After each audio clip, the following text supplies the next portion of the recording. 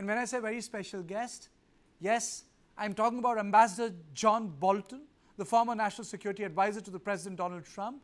He served as United States Ambassador to the United Nations from 2005 to 2006. He has spent many years of his career in public service and held high-level positions in the administration of the Presidents Ronald Reagan, George H.W. Bush, and George W. Bush, apart from writing a book which has been a bestseller. Thank you so much, sir, for joining me. And let me straight away ask you, sir, if Donald Trump, sir, comes back, will it change the shape of American foreign policy? Well, it certainly will be a lot different from Joe Biden's foreign policy and will differ from Kamala Harris, who I think will essentially be a continuation of Biden if she wins. But if the first term is any indication of how Trump will perform, his approach will be very erratic, hard to predict, episodic, transactional, not following a coherent strategy, and focused as much on trade and alleged problems in trading relationships as on bigger strategic questions. How will this change impact India, in your opinion, sir? Well, I think that Trump believes he has a very good personal relationship with Prime Minister Modi. I think they've demonstrated that.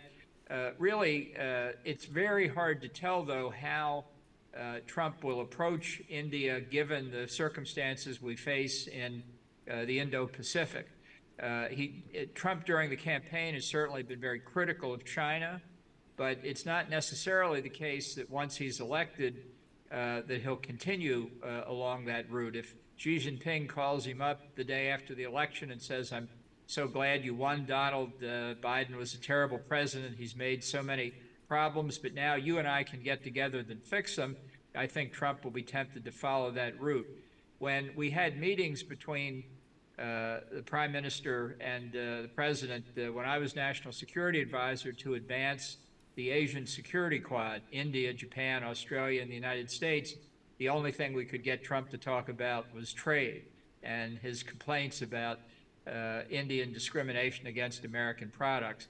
I think that's almost certain to continue, notwithstanding that I believe the U.S.-India relationship overall, politically and economically, will be the most important of the 21st century. So you said that this time the priority will be different in case Trump comes back to power. The world has changed in the last 24 months. You have an active theater in Ukraine, and you have an active theater in West Asia, which is Gaza, Lebanon, and Yemen. What would be his approach in your assessment?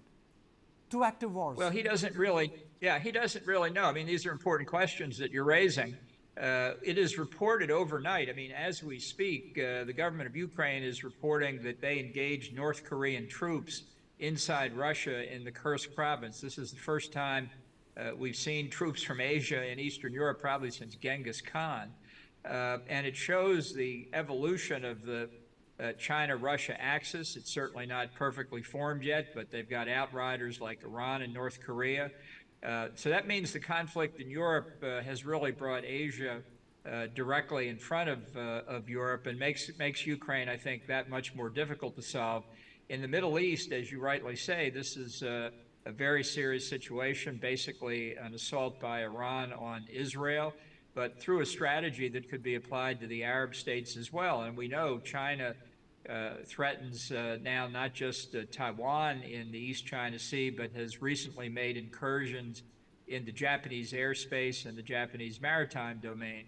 In the South China Sea, I think you're probably very familiar with, notwithstanding the recent agreement between India and China about the line of actual control between the two countries. I think there's a danger and risk all along China's periphery. So there used to be an old saying that when American economy sneezes, the global economy catches pneumonia. So when the American state retracts from the global affairs, what happens, sir? Well, I'm very worried that the chances for global anarchy increase. It's very helpful to the United States to have a strong international presence. International trade depends on a certain level of stability, and when the United States and its friends and all of us who believe in freedom of the seas and and open markets, as we called it during the Trump administration. We want a free and open Indo-Pacific. If somebody isn't helping make that happen, it won't happen. And just as the most recent example, I think, of failure is we see the Houthis in Yemen have closed the Suez Canal Red Sea passage at the Bab el-Mandeb Strait. There's a direct impact on trade from Asia, East Asia, South Asia, through the Suez Canal into Europe. And we're not doing what we could do to stop the Houthis from closing the strait. I think it's a big mistake, but that, if you want to know what it looks like when America turns inward, what the Houthis are doing in Yemen, others can do the same thing elsewhere. But then what happens to the allies, sir, who depend on the American support, their goodwill and activism? Well, I'm very worried about that. I think it's a real possibility this time. If he's reelected, Trump will withdraw from NATO. It's possible that he will put great strains on the bilateral alliances with Japan and South Korea. He doesn't fully understand the concept of collective defense. He doesn't understand that America benefits from these alliances. Certainly our alliance partners benefit, but the U.S. benefits, and he doesn't understand that. He basically thinks we're providing defense for Europe, and they don't pay us enough for it. That's not the way it works. Certainly many of our allies could spend more on defense, but that doesn't mean that they're unworthy of being part of the alliance. So what has been the single most issue that has dominated this US election? What is your assessment, sir? Well, I think there are basically two or three issues that, from Trump's point of view anyway, are the dominant issues. One is the economy, the inflation caused during the Biden administration that hurts average Americans, working class Americans, by raising all of their prices for food and energy. Second is control over the border, the Mexican border, to prevent illegal immigrants from coming across, which was a problem not entirely solved during Trump's first term, but very substantially so, that Biden just opened up again. And I think crime is a problem, the threat of disorder in American cities. These are Trump's most effective issues. If he wins, he will believe he has a mandate on those issues. Kamala Harris is really talking about a completely different set of issues. If she wins, you know, that's what she'll focus on. But the issues I've just enumerated are what Trump thinks are the priorities. So generally people all across the world see Kamala Harris from the prism of Joe Biden. Do you think that she can depart from Biden's foreign policies? Well, that's a question that we can't answer at this point, although I know everybody's asking it. My prediction, for what it's worth, would be, because she came into the vice presidency with very little foreign policy experience, what she has learned and the way problems have been analyzed, she's picked up essentially from sitting through National Security Council meetings, getting intelligence briefings, meeting with many foreign leaders. So based on what we know, I think the most likely direction would be, for a substantial period of time, a year and a half, her policy will look a lot like Biden's policy. But she will have her own team of advisors. The situation in the world will change. New threats and challenges will emerge. And she will get more comfortable making decisions involving key politico-military issues, so that, you know, at some point her policy may diverge from Biden's, but, you know, Biden's policy might have evolved too if he had gotten a second term. So is America ready for a woman president, sir? Yeah, I don't think this is really a hard question. I don't know whether Harris will win or Trump will win. I don't think anybody knows at the moment. But I think America was ready before this. I don't think Hillary Clinton lost because she was a woman. I think she lost because she offered very unappealing policies to people. And I don't think this will be another setback or anything that makes it look like a female couldn't win. You know, Nikki Haley ran a very respectable campaign for the Republican nomination. She, like everybody else, was defeated by Trump, but it's only a matter of time when it happens now.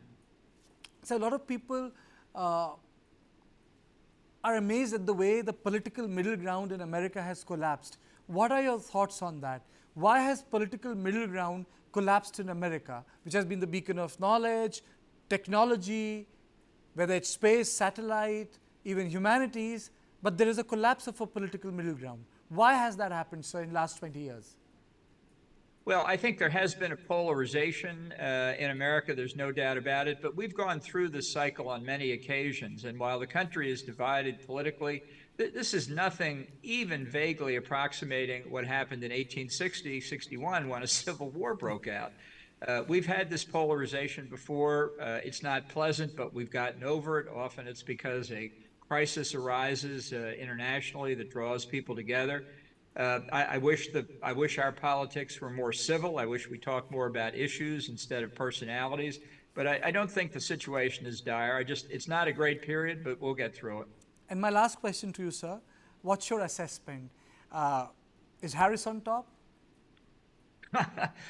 I don't think anybody knows at this point. All of the projections and polls are done, and it's about as close to even as I think the statistics can indicate. I would just remind everybody, though, that even a small shift in the popular vote can have a big impact on the Electoral College. People talk about the 7 swing states. Harris could win all 7 by 1 percentage point, or Trump could win all 7 by 1 percentage point. What I do hope we have is a clear and quickly decided election, not to have it drag out like it did in 2020. I think that's better for the country, whichever candidate wins. Thank you so much, sir, for joining me on our special broadcast. So the former National Security Advisor of America, Mr. Bolton, very candid, very, very candid on the American election. But he says that the worst has been witnessed in the past.